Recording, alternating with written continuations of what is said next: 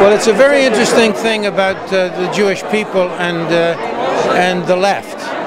It's no matter what the evidence, they have been programmed to vote for the party of Franklin Roosevelt, who's been dead these many years, of course. But there's a tie, there's some kind of a tie that's followed down through the decades.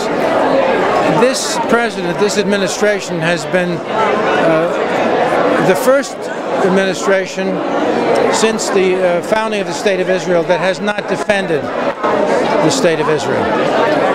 And the evidence is everywhere.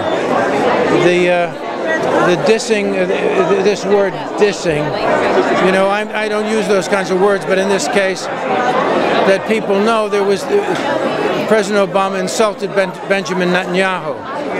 His first calls were to the enemies of Israel, the first calls in office.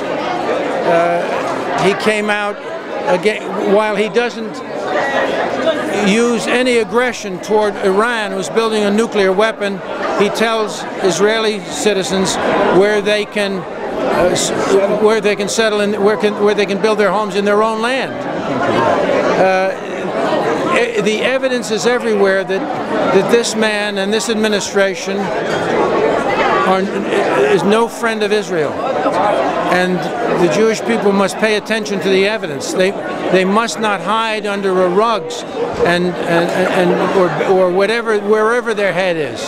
You know, you mustn't do that. You must look at the facts, and you must face the facts, and you must defend Israel.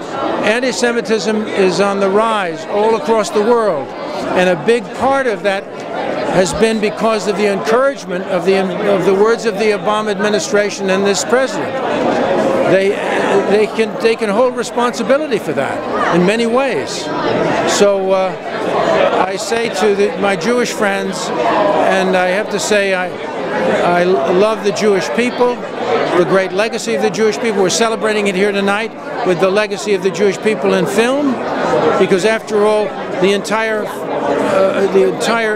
film industry is based on the dreams of a handful of Jewish immigrants.